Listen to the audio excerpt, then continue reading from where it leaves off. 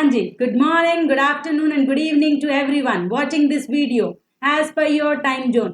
तो भाई 10th class आज हम अपने carbon and its compound chapter को खत्म करने वाले हैं। पिछली 3 वीडियोस में हमने बिल्कुल जीरो से शुरू करके आज हम यहाँ तक पहुंच गए हैं कि आज हम इस चैप्टर का मोस्ट इम्पॉर्टेंट पोर्शन जो कि ऑर्गेनिक कंपाउंड्स में 2 ऐसे कंपाउंड्स हैं, इथेनॉल और इथेनोइक एसिड, उनकी सारी रिएक्शंस पढ़ेंगे और सोप और डिटर्जेंट कैसे काम करती है इसको खत्म करके हम बिल्कुल अच्छे से इस चैप्टर को खत्म करेंगे। तो चलिए भाई, वीडियो को स्टार्ट करने से पहले वीडियो को लाइक कर दीजिए, चैनल को सब्सक्राइब कर लीजिए और अच्छे से कमेंट करा करो, शेयर करा करो। भाई कहने की जरूरत थोड़ी होनी चाहिए। हेडिंग डालो, हेडिंग डालिए कमर्शियल, हेडिंग डालिए कमर्शियली इंपॉर्टेंट कंपाउंड। 2 कंपाउंड ऐसे हैं मेरे बच्चा जो कि बहुत ज्यादा इंपॉर्टेंट है। एक तो है इथेनॉल, मतलब इत के पीछे अल्कोहल, और एक इत के पीछे कार्बोक्सिलिक एसिड। अब तो तुम्हें पता चल गए होंगे फॉर्मूलाज। तो एक तो है इथेनॉल, एक है इथेनोइक एसिड। अब ये फॉर्मूला मैंने ऐसे कैसे लिखा, 2 कार्बन है, हाइड्रोजन से बैलेंस है और OH है, तो C है, 5 हाइड्रोजन है, C2H5 भी लिख सकते हैं। दूसरा तरीका CH3CH2OH भी लिख सकते हैं। कोई सा भी तरीके से फॉर्मूला लिख लो, जितने कार्बन हैं, जितने हाइड्रोजन है और OH वो बराबर होने चाहिए। इथेनोइक एसिड, 1 कार्बन है, 3 हाइड्रोजन है, 1 कार्बन है, 2 हाइड्रोजन और OH है, तो C डबल बॉन्ड OH आ गया और CH3 आ गया, तो CH3COOH। इनको लिखना, समझना, नाम, हर तरीका आपको इससे पहले वाली वीडियोस में सिखाया गया है। नहीं समझ में आया तो दोबारा देखो उन वीडियोस को, रिकॉर्डेड वीडियोस का यही तो फायदा, यूट्यूब पे बार बार देख सकते हैं। तो 2 कंपाउंड इथेनॉल और इथेनोइक एसिड आज की क्लास में डिटेल में पढ़ेंगे। सबसे पहले इथेनॉल जो है वो होमोलोगस सीरीज अल्कोहल की एक सीरीज होती है। अल्कोहल में इथेनॉल, मिथेनॉल, प्रोपेनॉल, ये ओल वाले, इनका दूसरा मेंबर है जिसका फॉर्मूला CH3CH2OH या फिर 2CH5 और OH है, मतलब ओल लगाना है पीछे। फिजिकल प्रॉपर्टीज क्या है, कैसा दिखता है, कैसा कलर है, कलरलेस है भाई। अल्कोहल है, इथेनॉल है, इसका कोई कलर नहीं होता है। प्लीजेंट स्मेल है, बर्निंग टेस्ट है, टेस्ट इसका जलन वाला है, स्मेल इसकी प्लीजेंट है। इथेनॉल एक वॉलेटाइल लिक्विड है जिसका बॉइलिंग पॉइंट बड़ा ही कम है, इसका बॉइलिंग पॉइंट 78 डिग्री सेल्सियस ही होता है, इसका बॉइलिंग पॉइंट 78 डिग्री सेल्सियस ही होता है। आगे चलते हैं भाई, इट इज लाइटर देन, पानी से भी हल्का है, एंड मिक्सेस विद वाटर, और ये पानी के साथ बिल्कुल अच्छे से मिक्स हो जाता है। अल्कोहल मिलाते हैं ना पानी में, शराब, शराब ही तो है, शराब हालांकि अल्कोहल है, इससे बनती है, स्पिरिट जैसे बनता है, उसमें 95%, 95% क्या है हमारे पास अल्कोहल होती है और 5% वाटर होता है। तो अल्कोहल का कोई कलर नहीं होता, टेस्ट उसका बर्निंग है, वॉलेटाइल है, 78 डिग्री पे बर्न होता है, पानी से भी हल्का है, और ऐसे ऐसे इसका यूज है। और लिटमस पे कोई इफेक्ट नहीं है, एसिड थोड़ी है कि लिटमस पे इफेक्ट, एसिड और बेस ही सिर्फ लिटमस को चेंज करते हैं।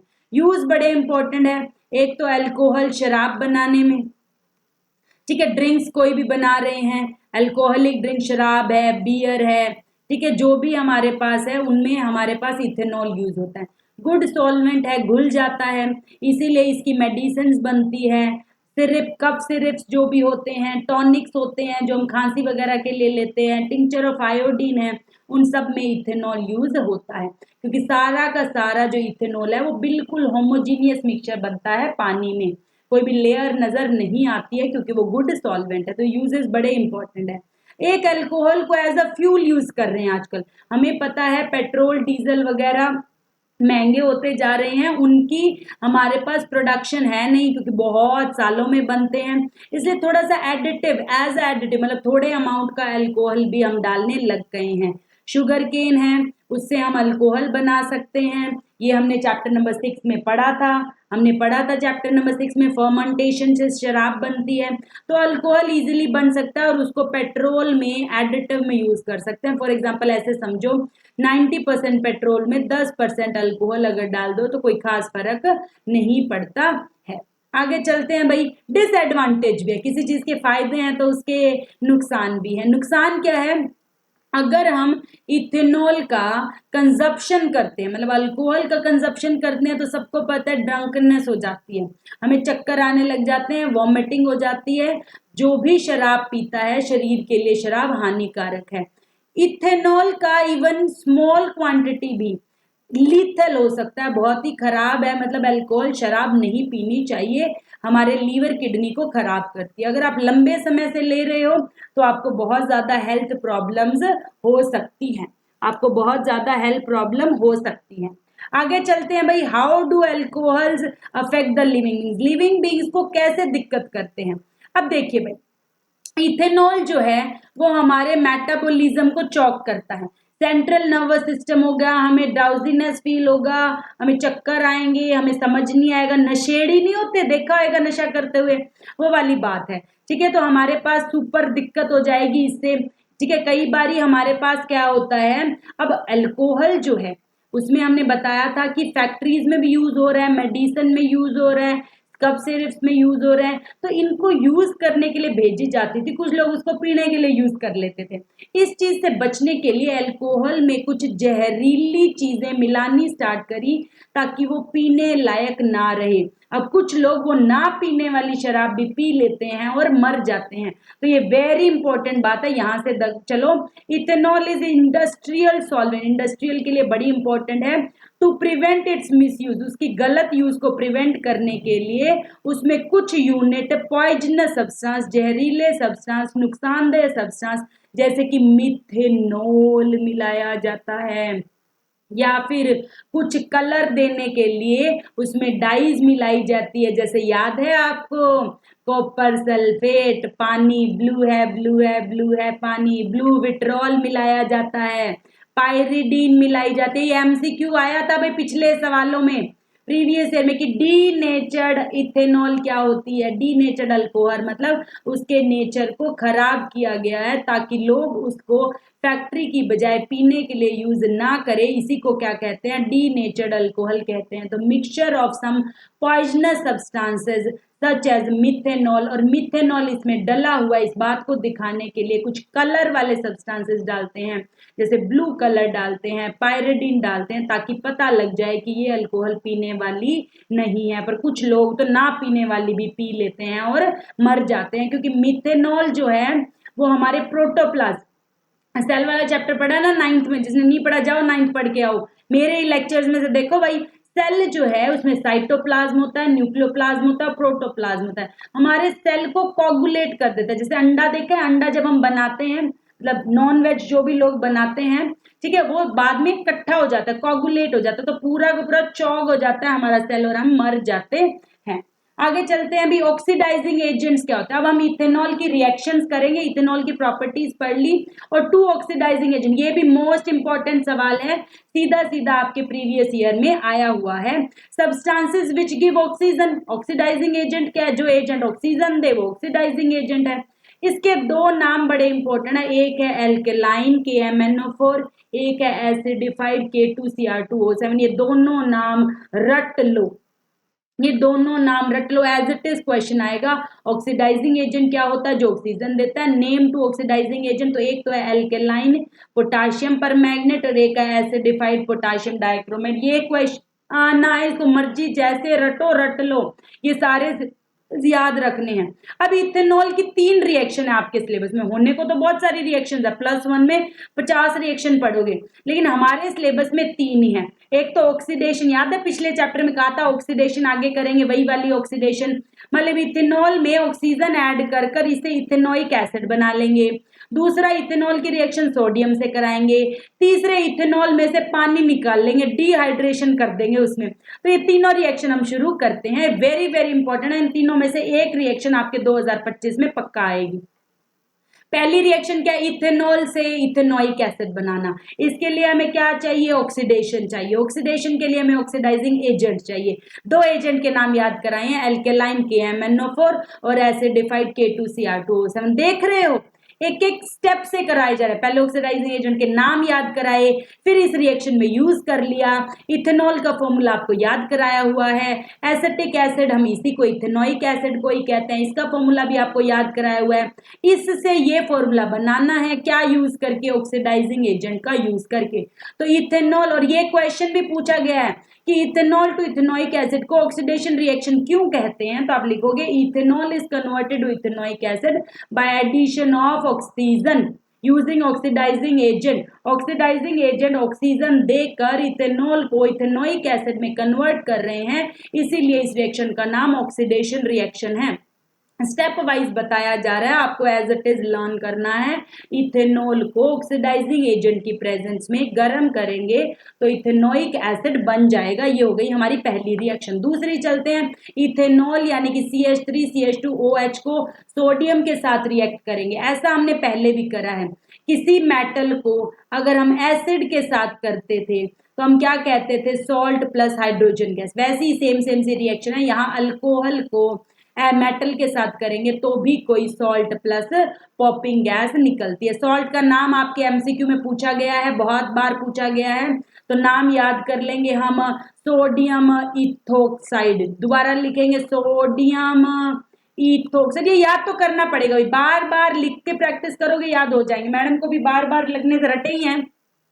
प्लस हाइड्रोजन गैस, तो इस रिएक्शन को हम टेस्ट करने के लिए यूज कर सकते हैं। फॉर एग्जांपल, एक बीकर में आपको अल्कोहल दे दिया और आपको कहा पता करो ये अल्कोहल है कि नहीं। एक बीकर में पानी है, एक में अल्कोहल है, आप दोनों में सोडियम डालोगे, आप दोनों में सोडियम डालोगे, एक में सोडियम डालने से हाइड्रोजन गैस निकलेगी पौ पौ पौ करती हुई, मतलब वो क्या बन गया, अल्कोहल को बता दिया उसने। क्योंकि अल्कोहल की प्रेजेंस में अगर आप सोडियम डालते हो तो पॉपिंग साउंड प्रोड्यूस करती हुई हाइड्रोजन गैस निकलती है और साथ में कोई सॉल्ट बनेगा जिसका नाम क्या होगा, सोडियम इथो ऑक्साइड होगा। आगे चलते हैं, थर्ड रिएक्शन पानी निकालना है। ये रिएक्शन मोस्ट इंपॉर्टेंट, ये तीनों रिएक्शन मोस्ट इंपॉर्टेंट है। पहली ऑक्सीडेशन, दूसरी सोडियम के साथ पॉपिंग साउंड प्रोड्यूस करती है, और तीसरी पानी निकालना, इथेनॉल में से, अल्कोहल में से पानी निकालना। इसका टेम्परेचर फिक्स है, आपको याद है चैप्टर नंबर 2 में मैंने आपको कराई थी जिप्सम और पीओपी की रिएक्शन, तब भी मैंने कहा था वहां पर 373 केल्विन पर वो रिएक्शन होती है। एक वो रिएक्शन और एक ये रिएक्शन, इन दोनों रिएक्शन के टेम्परेचर प्रीवियस ईयर में हजारों बार पूछे गए हैं। इसका टेम्परेचर है 443 केल्विन। याद रखना है, जब इथेनॉल को 443 केल्विन पर +1 में आपको बताएंगे, अगर 443 पर नहीं करा तो कुछ और ही बन जाएगा। आपको 443 पर ही करना है और उसके बाद हम देखेंगे उसका एक्स्ट्रा पानी बाहर निकल जाएगा और वो इथीन बन जाएगा, मतलब डिहाइड्रेट हो जाएगा। जब इथेनॉल को 443 पर हीट करोगे तो उसका सारा पानी बाहर निकल जाएगा, मतलब H2O बाहर निकल गया, डिहाइड्रेशन हो गई और बन क्या गया, इथीन बन गया। ये भी क्या है, वेरी इंपॉर्टेंट रिएक्शन है, प्रीवियस ईयर में कहेंगे कितने टेम्परेचर पे करें कि पानी निकल जाए और कुछ X बनेगा, उस X का नाम लिखो। तो X यहाँ पर क्या है, इथीन, डबल बॉन्ड है, 2 कार्बन है, 2 कार्बन का मतलब इथ और डबल बॉन्ड का मतलब होता है इन। और थोड़ी सी H2SO4 भी यूज करते हैं। H2SO4 यहाँ पे डिहाइड्रेटिंग एजेंट की तरह यूज कर रहा है, मतलब वो पानी निकालने में हेल्प कर रहा है, रिएक्शन में हेल्प कर रहा है, एज अ कैटलिस्ट यूज करा गया है। तो दोबारा से देख लो, इथेनॉल को ऑक्सीडाइजिंग एजेंट की प्रेजेंस में करते हैं तो इथेनोइक हो जाती है पहली रिएक्शन, ऑक्सीडेशन। इथेनॉल में सोडियम डाल दे, पॉपिंग साउंड निकलती है और सोडियम इथोक्साइड बनता है। तीसरी रिएक्शन पानी बाहर निकालना है तो इथेनॉल को 443 केल्विन पर गर्म करना है और साथ में थोड़ा सा कंसंट्रेटेड H2SO4 भी डालना है जो पानी निकालने में हेल्प करेगा और साथ में क्या बनेगी, इथीन बनेगी। अब आगे चलते हैं भाई, इथेनोइक एसिड। अब हमने इथेनॉल खत्म कर दिया, अब हम इथेनोइक एसिड पढ़ेंगे, इसकी प्रॉपर्टीज, इसकी रिएक्शंस, उसके बाद सॉफ्ट डिटर्जेंट, चैप्टर खत्म। छोटे से चैप्टर है भाई, इसकी भी 2-3 रिएक्शंस है, खत्म करते हैं। ये भी सेकंड मेंबर है, इसका कॉमन नेम एसिटिक एसिड है। एसिटिक एसिड किससे बनता है, एसिटिक एसिड इथेनोइक एसिड को ही कहते हैं, जो कार्बोक्सिलिक एसिड्स का वीक एसिड होता है। आपको कराया था वीक एसिड होता है, वीक एसिड होता है। उसके बाद हम चलते हैं विनेगर, ये पूछा गया है भाई विनेगर में कौन सा एसिड होता है। विनेगर में एसिटिक एसिड होता है 5 से 8% एसिटिक एसिड पानी में डालना है। मतलब अगर आप 95% पानी में 5% एसिटिक एसिड डाल दो तो विनेगर बन जाता है। और विनेगर को हम अचार वगैरह को प्रिजर्व करने के लिए यूज करते हैं। विनेगर घर में बहुत यूज करते हैं भाई। इथेनोइक एसिड की फिजिकल प्रॉपर्टीज क्या, ये भी कलरलेस है, वो भी कलरलेस था, ये भी कलरलेस है। इसका टेस्ट सोर है, उसका टेस्ट बर्निंग था। उसकी स्मेल प्लीजेंट थी, इसकी स्मेल विनेगर वाली स्मेल है। उसका बॉइलिंग पॉइंट, उसका किसका, इथेनॉल का। कंपैरिजन आएगा भाई फिजिकल प्रॉपर्टीज में और केमिकल प्रॉपर्टीज में, इथेनॉल और इथेनोइक एसिड का कंपैरिजन आता है। उसका बॉइलिंग पॉइंट 78 डिग्री था, इसका 118 डिग्री सेल्सियस है, जो कि हायर है इथेनॉल से। मेल्टिंग पॉइंट इसका 290 होता है, मतलब 17 डिग्री सेल्सियस पे जम जाता है। और सर्दियों में तो टेम्परेचर 1 डिग्री सेल्सियस तक भी जाता है। मतलब अमूमन ये सर्दियों में जमा ही रहता है, remain freeze during the winters. और विंटर में फ्रीज रहने की वजह से ही एमसीक्यू का सवाल बनता है, इसको ग्लेशियर की तरह जम जाता है। बर्फ जम जाती है ना ग्लेशियर्स पर, ठीक है। तो जैसे सियाचिन ग्लेशियर्स है, यूट्यूब पे सर्च करना, इतने सुंदर सुंदर बर्फ के पहाड़ हैं, ठीक है। तो ग्लेशियल एसिटिक एसिड इसलिए कहा है क्योंकि ये 17 डिग्री सर्दी आते ही ग्लेशियर बन जाता है इसका, तो ये ग्लेशियल एसिटिक एसिड इसको कहते हैं। किसको कहते हैं, इथेनोइक एसिड को कहते हैं। और इथेनोइक एसिड एक एसिड है, तो acid converts ABR blue litmus into red. तो ये लिटमस को कन्वर्ट करता है, उस पर लिटमस का कोई इफेक्ट नहीं था। तो साथ साथ मैंने आपको कंपैरिजन भी बता दिया। अब हम चलते हैं केमिकल प्रॉपर्टीज यानी कि रिएक्शंस। उसमें रिएक्शन कौन सी थी, ऑक्सीडेशन सोडियम के साथ और पानी निकालना, ऑक्सीडेशन सोडियम के साथ और पानी निकालना। इसमें एस्टेरिफिकेशन, परफ्यूम्स वगैरह में जो एस्टर डलता है वो, स्पॉनिफिकेशन सोप बनाना, और बेस के साथ और कार्बोनेट्स, इसकी 4 रिएक्शन है। चलिए पहली पढ़ते हैं एस्टेरिफिकेशन, जो कि इस चैप्टर की द मोस्ट इंपॉर्टेंट रिएक्शन है। ये आएगी ही आएगी, इसको जितना मर्जी इंपॉर्टेंट लिख लो, 200% आती है ये रिएक्शन। इथेनोइक एसिड को जब हम इथेनॉल की प्रेजेंस में, इथेनॉल और इथेनॉल, जो इथेनॉल पीछे पड़ा CH3 CH2OH, उसको और इथेनोइक एसिड दोनों को आपस में रिएक्ट करा दिया H2SO4 की प्रेजेंस में। दोबारा समझो, इथेनॉल को इथेनोइक एसिड को डालकर थोड़ा सा H2SO4 डालकर गर्म कर देना है, तो हमारे पास क्या है, पानी निकल जाएगा और एस्टर बन जाएगा, स्वीट स्वीट स्मेल बन जाएगी, बड़ी बड़ी अच्छी सुगंध आती है, खुशबू आती है। वो क्या होता है, इथाइल इथोनेट होता है और उसी को एस्टर कहते हैं। कैसे बनेगा, CH3CO इतना ले लो, पहले फॉर्मूले का H हटा दो, दूसरे फॉर्मूले से OH हटा दो और इसको यहाँ लगा दो, तो फॉर्मूला क्या बन गया, CH3COOH हट गया, बाहर लिख लो, OH हट गया तो H2O बाहर आ गया, इधर से CH2CH3 लिख दो, तो ये पूरा फॉर्मूला क्या बन गया, एस्टर। फॉर्मूला कैसे लिखना है, इसका H हटा दो, इसका OH हटा दो, इन दोनों को एक साथ करके लिख दो, यही एस्टर का फॉर्मूला है। ये क्या होता है, इथाइल, और ये क्या होता है, इथोनेट। तो इसका साइंटिफिक नाम क्या है, इथाइल इथोनेट, कॉमन नाम क्या है, एस्टर। एस्टर के बहुत सारे यूजेस है भाई। एस्टर परफ्यूम, क्योंकि स्मेल अच्छी है, फ्रेग्रेंस अच्छी है, स्मेल नहीं कहेंगे, फ्रेग्रेंस कहेंगे। फ्लेवरिंग एजेंट्स वगैरह में हम कोई भी फ्लेवर डालते हैं बढ़िया सा खुशबू वाला, वो परफ्यूम वगैरह सब में ये एस्टर यूज होता है। एस्टर बनता कैसे है, इथेनॉल और इथेनोइक एसिड को रिएक्ट करा देंगे H2SO4 की प्रेजेंस में, मतलब बड़ी सुंदर खुशबू वाला एस्टर मिल जाएगा और पानी निकल जाएगा। इसको सोप बनाने में भी यूज करते हैं, यहीं से हम स्पॉनिफिकेशन की प्रोसेस कर लेंगे। एस्टर क्या है, परफ्यूम्स वगैरह में और सोप बनाने में। जैसे ही हमने एस्टर बनाया, उसको वापस से इथेनॉल बनाएंगे। कैसे, देखो, ester used in formation of soap, soap बनाने में, इसलिए इसको स्पॉनिफिकेशन कहते हैं। Saponification is the process of formation of soaps. Ester is heated with NaOH। Ester लिया हमने, फॉर्मूला क्या था, CH3COO और CH2CH3। कैसे याद हुआ मैम, ये इथेनॉल से उठाया, ये इथेनोइक एसिड से उठाया, इसका H हटा दिया, इसका OH हटा दिया, ये दोनों हटा के तो पानी बना था। ऐसे टिप्स से याद करोगे ना तो इजी याद होगा। ये एस्टर है, इसको NaOH या फिर अपनी मर्जी से KOH, इनमें से कोई एक लेना है, इसके साथ रिएक्शन कराएंगे तो हमारे पास सोप बन जाएगी। इसके साथ रिएक्शन करेंगे, सॉप और प्लस अल्कोहल भी बन जाएगी। वापिस से आ जाता है, आपसे कई बार पूछा जाएगा एस्टेरिफिकेशन और स्पोनिफिकेशन में क्या कोई डिफरेंस है, बिल्कुल है।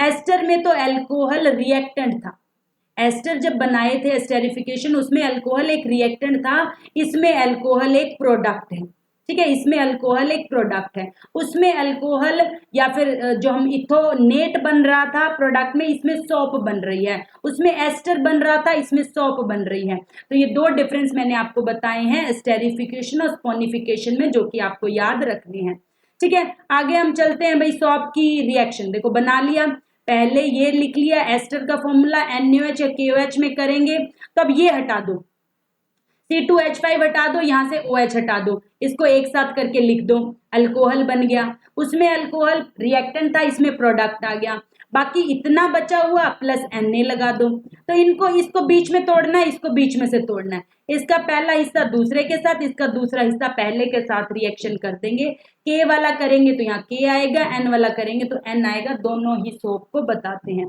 सोप होती क्या है, पोटाशियम या सोडियम साल्ट किसी कार्बोक्सिलिक एसिड का, ये देखो कार्बोक्सिलिक एसिड है, H लगा ना, H हट के Na आया, तो ये सोडियम वाला साल्ट है कार्बोक्सिलिक एसिड के साथ। तो सोप्स क्या होती है, डेफिनेशन है ये याद रखनी है, soaps are potassium and sodium salt of long chain carboxylic acid, लंबे लंबे कार्बोक्सिलिक एसिड की चेन होती है और साइड में कोई आयोनिक पार्ट लगा होता है, सोडियम या फिर पोटाशियम। अब आगे चलते हैं भाई, रिएक्शन, पहली रिएक्शन हमने एस्टेरिफिकेशन करी, अल्कोहल और इथेनोइक एसिड को मिक्स कर दिया, एस्टर बना लिया, पानी निकल गया, फिर उसी एस्टर्स को NaOH के साथ रिएक्शन कराई, सोप बन गई और अल्कोहल बन गया, दोनों उल्टी थी, एक में सोप प्रोडक्ट है, एक में एस्टर प्रोडक्ट है, एक में अल्कोहल रिएक्टेंट है, एक में अल्कोहल प्रोडक्ट है। अब दूसरी रिएक्शन करते हैं, रिएक्शन विद बेस, कोई भी एसिड जब बेस के साथ रिएक्ट करता है तो सॉल्ट प्लस वाटर बनता है, ये चैप्टर नंबर 2 में भी पढ़ा है, चैप्टर नंबर 3 में भी पढ़ा है, इसको दोबारा पढ़ाने की जरूरत नहीं है। इथेनोइक एसिड एक एसिड है, उसको किसी भी बेस के साथ रिएक्ट करेंगे तो कोई सॉल्ट बनेगा और वाटर बनेगी, सॉल्ट का नाम याद कर लो, सोडियम एसीटेट, एसिटिक एसिड होता है तो एसीटेट हो जाएगा। आगे चलते हैं, तीसरी चैप्टर 2 का रामबाण, चैप्टर 2 में बहुत अच्छे से कराया था कि कोई भी एसिड, याद करो, कोई भी एसिड अगर carbonate, metal carbonate, metal bicarbonate के साथ रिएक्ट करे तो carbon dioxide gas, water plus salt बनता है। याद आया, कुछ नहीं आया तो मेरे चैप्टर 2 की वीडियोस देखो, बार बार ये रिएक्शन कराई है, हर बार कराई है और ये हर बार आती भी है। तो कोई भी एसिड, मतलब यहाँ पर इथेनोइक एसिड ले लिया, कोई भी carbonate, sodium carbonate, hydrogen carbonate मतलब H कार्बोनेट, ये सेम रिएक्शन आपको वहां कराई हुई है HCl के साथ, वहां पे HCl और H2SO4 के साथ कराइए, यहाँ पे एसिड का नाम बदल गया इथेनोइक एसिड, यहाँ पर पानी सेम निकला, ब्रिस्क एफरविसेंस निकलते हैं, आपको पता है जो लाइम वाटर को मिल्की टर्न कर देती है, CO2 गैस निकलती है और साथ में सोडियम इथोनेट बनता है। तो ये सेकंड और थर्ड रिएक्शन हमने पहले करी हुई है, तो इस पर ज्यादा डिस्कशन नहीं करेंगे। अब मैंने कहा था क्वेश्चंस पूछे जाते हैं, अल्कोहल और कार्बोक्सिलिक एसिड का डिफरेंस बताओ। एक तो ये तो लिटमस पेपर पे कोई इफेक्ट नहीं, ये लिटमस को ब्लू में, रेड में। इसमें देखो, अगर हम हाइड्रोजन कार्बोनेट के साथ रिएक्शन करें, अभी अभी हमने पढ़ा, इसकी रिएक्शन करें, इथेनोइक एसिड की रिएक्शन करें तो ब्रिस्क एफरविसेंस निकलते हैं CO2 के, इसमें ऐसा कोई ब्रिस्क एफरविसेंस नहीं निकलता है, बल्कि इसमें कोई रिएक्शन ही नहीं होती है। तो इसमें ब्रिस्क एफरविसेंस निकलते हैं, इसमें नहीं निकलते हैं, ये कलर नहीं बदलता है, ये ब्लू को रेड में कन्वर्ट कर देता है। ये दोनों डिफरेंस 2 मार्क्स में आए हुए हैं। अब आपको कहेंगे इथेनॉल और ये सारे एनसीईआरटी क्वेश्चंस है भाई। फिजिकल प्रॉपर्टीज मैंने साथ साथ बताई थी, ये स्वीट स्मेल, ये पंजेंट स्मेल, इसका मेल्टिंग पॉइंट ये, इसका बॉइलिंग पॉइंट ये, इसका बॉइलिंग पॉइंट ये, ठीक है। आप लिख सकते हो, इसका कलर तो सेम ही होता है। अगर आपको कहीं केमिकल प्रॉपर्टीज, तो ये नोट कलर, ये जेल, इसका ब्रिस्क एफरविसेंस नहीं और इसका ब्रिक, ये तो अभी अभी करा है, इससे पिछले क्वेश्चन में ये कर चुके हैं। तो ये पूरा डिफरेंस आपके सिलेबस में एनसीईआरटी का क्वेश्चन है, इथेनॉल और इथेनोइक एसिड की फिजिकल प्रॉपर्टीज और केमिकल प्रॉपर्टीज का डिफरेंस जो आपको थ्योरी में कराया गया है, अच्छे से टेबल बनाकर लर्न करना। आगे चलते हैं भाई, सॉप, आग बस लास्ट टॉपिक रह गया, अब एनर्जी में आ जाओ, last last last last last chapter खत्म खत्म खत्म खत्म खत्म। इसके बाद 4 स्लाइड में सॉप खत्म करेंगे, एनसीईआरटी क्वेश्चंस करेंगे और खत्म करेंगे। एनर्जी सी आ गई है ना। चलिए सोडियम, सॉप क्या होता है? Sodium and potassium salt of long chain carboxylic acid जो क्लिनजिंग ऑफ वाटर में हेल्प करता है। इन पानी में जो से सोप डाली या रगड़ा तो हमारे पास क्या है, सारी धूल मिट्टी जो भी है खत्म हो जाती है। ऐसा क्यों? सोप का स्ट्रक्चर की बात करें, बताया था लंबी तो चेन होती है कार्बोक्सिलिक एसिड की और आगे आयोनिक पार्ट होता है। अच्छे से समझ लो, बच्चों को दिक्कत आती है। लॉन्ग चेन वाला जो पार्ट है वो हाइड्रोफोबिक, मतलब पानी से दूर जाता है, और जो आयोनिक पार्ट है वो पानी में जाता है, पानी से पास, पानी में जाता है। ये पानी से दूर, ये पानी के पास। मतलब ये कोई डर्ट है, डर्ट के पास तो जाएगी कार्बन चेन, पानी के पास ये, डर्ट के पास ये कार्बन चेन। ये मतलब पानी के अंदर तो जाएगा ये वाला हिस्सा और डर्ट के पास जाएगा ये वाला हिस्सा। पानी से दूर, डर्ट के पास, डर्ट के पास, डर्ट से अटैच होता है। Long chain attach to dirt. मैं थोड़ा सा रब करके अच्छे से दिखाती हूँ मैंने क्या लिखा हुआ है। ठीक है, डर्ट चेन, ठीक है, डर्ट के पास, ये मैं दोबारा बना देती हूँ, ये हट गया था। ठीक है, तो यहाँ पर लॉन्ग चेन होती है जो कि पानी से दूर लेकिन मिट्टी के पास। लॉन्ग, लंबे लंबे हाथ है, मिट्टी को पकड़ लेगा। और जो छोटे छोटे वो पानी में चले जाएगा भाई। हाइड्रोफिलिक है मतलब पानी से। हाइड्रोफोबिया, फोबिया मतलब डर लगता है इसको पानी से, ये मिट्टी के पास जाता है। यही बोला टेडपोल स्ट्रक्चर है भाई। देखा होगा मेंढक, मेंढक का थोड़ा सा नॉर्मल वर्जन, मेंढक नहीं लेकिन टेडपोल समझते हो ना, टेडपोल कराया हुआ तुम्हें। Is made up of 2 parts. एक लंबी कार्बन चेन होती है जो हाइड्रोफिलिक होती है। ठीक है, एक हमारे पास आयोनिक पार्ट होता है। लॉन्ग चेन कार्बन पार्ट होता है वो हाइड्रोफोबिक होता है। सॉरी भाई, हाइड्रोफोबिक होता है, यहाँ पे गलती लिख दिया। लॉन्ग चेन कार्बन पार्ट होता है वो हाइड्रोफोबिक होता है। एंड हमारे पास एक आयोनिक पार्ट होता है जो हाइड्रोफिलिक होता है। आयोनिक पार्ट होता है वो हाइड्रोफिलिक होता है। हाइड्रोकार्बन चेन जो है वो ऑयल और ग्रीस, डर्ट के पास जाता है। सोप का आयोनिक शॉर्ट, जो छोटा सा आयोनिक पार्ट है जैसे सोडियम पोटेशियम साल्ट बोला था, वो पानी में घुलता है और हाइड्रोफिलिक होता है। आगे चलते हैं। अभी सोप काम कैसे करती है, ये आपके एनसीईआरटी का क्वेश्चन है और ये खूब आता है 3 मार्क्स में। अब सोप क्या करती है, जैसे ही पानी में जाती है, ये मानो डर्ट है तो डर्ट के पास तो आ जाएगी कार्बन चेन, ये दूर, कार्बन चेन ये दूर, कार्बन चेन ये दूर, कार्बन चेन, ऐसे एक स्ट्रक्चर बना लेगी।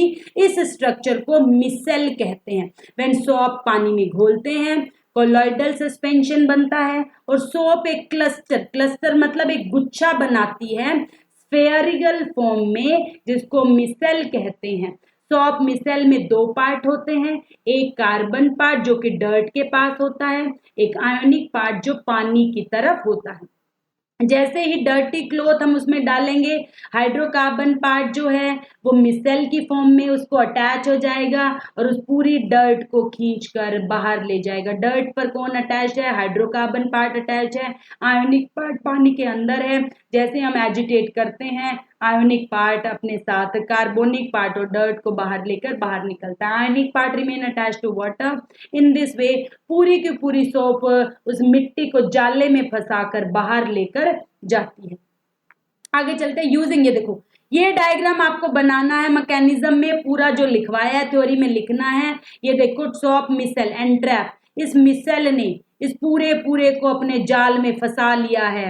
इस पूरे को अपने जाल में, जैसे में एजिटेट होता है ऐसे रगड़ना, एजिटेट करेंगे वो ऑयल पार्ट जो कि जाले में फंसा हुआ है वो सारा का सारा पानी के अंदर चला जाएगा और पानी क्या हो जाएगा? डर्टी हो जाएगा और क्लॉथ क्या हो जाएगा? क्लीन हो जाएगा। पानी गंदा हो जाता है, क्लॉथ क्लीन हो जाता है। इस तरीके से सोप काम करती है। सोप के 2 हिस्से होते हैं, एक डर्ट की तरफ और एक पानी के अंदर। जैसे एजिटेट करे सारा का सारा डर्ट को लेकर बाहर चला गया। मिसेल क्या होता है? वो स्फेरिकल क्लस्टर जो पानी के अंदर बनता है डर्ट के चारों तरफ। ये देखो, ये आपका एनसीईआरटी का क्वेश्चन है, यहाँ पर डर्ट है, ये ऐसे है, देखो कैसे, देखो लेकर जा रही है डर्ट को, कैसे कैसे पानी से बाहर लेकर गई, पानी के बाहर लेकर चली गई, कपड़े से दूर लेकर चली गई। अब कुछ क्वेश्चंस करेंगे और चैप्टर खत्म करेंगे। कहता है सोप का लिटमस पर क्या लिखा? सोप बेसिक होती है, base converts red into blue, तो यही लिखा है रेड लिटमस को वो ब्लू में कन्वर्ट कर देगी और ब्लू को पर कोई इफेक्ट नहीं होगा क्योंकि बेस जो है वो रेड को ब्लू में कन्वर्ट करता है। कहता है हार्ड वाटर, कई बार हम देखते हैं ट्यूबवेल वगैरह का पानी होता है इसमें झाग नहीं चढ़ते, कभी देखा है तुमने ऐसा? ऐसा महसूस करें, कई कई पानी ऐसा होता है जिसमें झाग चढ़ता ही है, उसको हम कहते हैं पानी बड़े हार्ड है। हार्ड पानी का मतलब होता है उसमें कैल्शियम और मैग्नीशियम सॉल्ट्स हैं, जैसे ही सॉप उसमें जाती है वो डर्ट की तरफ ना जाकर कैल्शियम और मैग्नीशियम से इंटरेक्ट करने लग जाती है और झाग बनते नहीं है। तो हार्ड वाटर में कैल्शियम मैग्नीशियम के सॉल्ट्स होते हैं, कैल्शियम एंड मैग्नीशियम पानी के साथ रिएक्ट करने, कैल्शियम एंड मैग्नीशियम सॉप के साथ रिएक्ट करते हैं और स्कम सा वाइट वाइट ना पानी सा बना देते हैं, झाग नहीं चढ़ते। कई बार हम शैम्पू करते हैं तब भी झाग नहीं चढ़ते, ठीक है। तो हार्ड वाटर जो होता है उससे झाग नहीं चढ़ते हैं। पानी अच्छा होना चाहिए, जैसे दिल्ली है, नोएडा, इनमें बड़ा हार्ड वाटर है, ठीक है, मतलब बाल ही जमा खराब हो जाते हैं हार्ड वाटर से। तो the scum of formation lesson cleansing property shop की कम हो जाती है हार्ड वाटर में। ये अच्छा सवाल है। हार्ड वाटर में झाग नहीं आते हैं क्योंकि हार्ड वाटर में जो सॉल्ट्स हैं वो सॉप से रिएक्ट करके सॉप के काम करने, क्लीन करने के इफेक्ट को कम कर देता है, तो स्कम बनता है, झाग नहीं बनते हैं। आगे बोला मिसेल फॉर्मेशन कैसे बनता है, विल मिसेल फॉर्मेशन इथेनॉल में भी बनेगा, क्या ऐसा होता है? तो micelle formation take place when soap is added to water. Hydrocarbon chain जो है वो हाइड्रोफोबिक है, डर्ट की तरफ जाता है, जबकि आयोनिक पार्ट है वो पानी से अट्रैक्ट करता है, हाइड्रोफिलिक है, तो मतलब वो सोल्यूबल है। लेकिन मिसेल फॉर्मेशन कोई भी अदर सॉल्वेंट में नहीं बनती है क्योंकि हाइड्रोकार्बन चेन जो है आर सोल्यूबल इन दिस। तो हाइड्रोकार्बन चेन जो होती है वो उसमें सोल्यूबल होती है, जबकि हाइड्रोकार्बन चेन डर्ट में, पानी में सोल्यूबल नहीं है। ये बात वेरी इंपॉर्टेंट है, हाइड्रोकार्बन चेन पानी में सोल्यूबल नहीं। अगर दोनों चीजें पानी में घुल जाएगी तो डर्ट निकलेगी नहीं, ठीक है। तो मिसेल जो है इथेनॉल में नहीं बनता क्योंकि इथेनॉल में जो हाइड्रोकार्बन पार्ट है वो भी घुल जाता है। Why carbon and its compound used as a fuel, क्यों? क्योंकि वो अभी हमने बताया था जब भी हम उसको बहुत ज्यादा वो करें ऑक्सीजन के साथ तो हीट एंड लाइट प्रोड्यूस करते हैं, तो इसीलिए इसको फ्यूल के रूप में यूज कर सकते हैं। उसके बाद हमारा क्वेश्चन है कि जब भी हम कपड़ा धोते हैं, पूरा क्वेश्चन पढ़ लेना, मैं पढ़ूंगी नहीं, एजिटेशन बड़ा जरूरी है।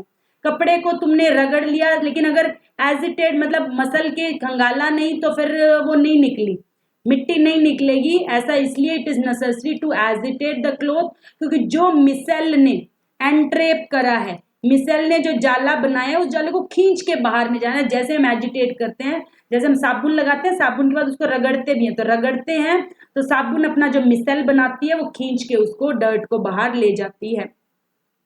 From when the cloth is wetted in the soap, और बीटन या उसको मारते हैं, कई लोग देखो होगा लग जाते हैं उनको मारने, मशीन भी तो यही करती है, उसको घुमाती है बार बार, ठीक है। ग्रीसी डर्ट रिमूव हो जाती है, डर्टी क्लॉथ, पानी गंदा हो जाता है और क्लॉथ जो है क्लीन हो जाता है एजिटेशन से। लास्ट टॉपिक है हमारा इस चैप्टर का डिटर्जेंट। भाई डिटर्जेंट्स क्या होते हैं? सॉप होता है, एक तो सॉप होता है, एक सर्फ होता है। बेंजीन के जो सॉल्ट्स हैं, बेंजीन सल्फोनिक एसिड या अमोनियम साल्ट्स जो होते हैं वो हमारे पास क्या होते हैं? डिटर्जेंट्स होते हैं। अब हमारे पास बात यह चार्ज एंड जो है वो soluble, do not form soluble PPT with calcium and magnesium, बड़ी इंपॉर्टेंट बात है। डिटर्जेंट्स हार्ड वाटर में भी इफेक्टिव है, ये इनका डिफरेंस है, क्योंकि डिटर्जेंट जो है वो कैल्शियम और मैग्नीशियम के साथ रिएक्ट करने में अपना टाइम वेस्ट नहीं करते, वो सीधा का सीधा झाग बनाते हैं। सर्फ की झाग जल्दी चढ़ती है, साबुन की झाग लेट चढ़ती है, क्योंकि साबुन अगर पानी में हार्ड वाटर कैल्शियम मैग्नीशियम है तो उनसे रिएक्ट करने में चला जाता है। तो इसीलिए मैं कह रही हूँ डिटर्जेंट्स आर बल्ले बल्ले इन हार्ड वाटर। अगर पानी हार्ड वाटर है तो आप सर्फ का यूज कर सकते हैं। हाउ वुड यू चेक पानी हार्ड है कि नहीं? क्या डिटर्जेंट से यूज कर सकते हैं? नहीं, डिटर्जेंट तो भैया किसी पानी में डालो, हार्ड में डालो, नॉर्मल में डालो, आरओ में डालो, मिनरल में, हमेशा ही झाग बनाएगा। लेकिन सोप जो है वो नॉर्मल वाटर में झाग बनाती है और हार्ड वाटर में नहीं बनाती है। तो अगर आप डिटर्जेंट लेकर पानी को चेक करोगे तो चेक कर पाओगे नहीं, क्योंकि डिटर्जेंट तो सब में ही रिएक्ट करता है। कैन लेथर होता है झाग बनाना, डिटर्जेंट कैन झाग बना सकता है हार्ड वाटर में, तो वो इनसोल्यूबल स्कम नहीं बनाता है। जो स्कम क्या होता है? पानी सा, इनसोल्यूबल पानी सा बनाते हैं ना, हार्ड वाटर में जो सॉप बनाती है वो नहीं बनाता है, इसलिए ये हार्ड वाटर में काम करता है। इसलिए हार्ड वाटर को चेक करने के लिए डिटर्जेंट यूज नहीं करेंगे, सॉप यूज करेंगे। अगला क्वेश्चन, सिर्फ लास्ट है भाई आज का डिटर्जेंट और सोप का डिफरेंस, और इसके बाद हम पूरा चैप्टर हमारा खत्म करेंगे। ये तो लॉन्ग चेन सोडियम पोटाशियम का साल्ट है, ये बेंजीन सल्फोनिक एसिड है, इसका आयोनिक पार्ट Na+ वाला होता है, इसका SO3- और Na+ वाला होता है। ये हार्ड वाटर में सोल्यूबल नहीं है, ये हार्ड वाटर में भी काम करती है। ये बायोडिग्रेडेबल और वेरी इंपॉर्टेंट डिटर्जेंट का नुकसान भी है। डिटर्जेंट काम तो अच्छा करते हैं बट सोल्यूबल नहीं है, बायोडिग्रेडेबल नहीं है, मतलब डिग्रेड नहीं होते हैं। सॉप्स वीक एक्शन करती है, डिटर्जेंट बड़ा सरफ में धोते हैं तो बड़ी अच्छी धुलती है। ठीक है, तो हमारे पास ये हमारा पूरा चैप्टर खत्म हो गया है, बिल्कुल डिटेल में पूरा चैप्टर कराया गया है भाई। बार बार इन वीडियोस को देखो, अच्छे से नोट्स बनाओ, पढ़ो, बार बार प्रैक्टिस करो, ये चैप्टर प्रैक्टिस मांगता है। तो इसी के साथ हमारा ये चैप्टर खत्म होता है। नेक्स्ट चैप्टर हम नेक्स्ट आगे शुरू करेंगे, तब तक के लिए keep learning, keep growing, keep subscribing the channel. Thank you so much.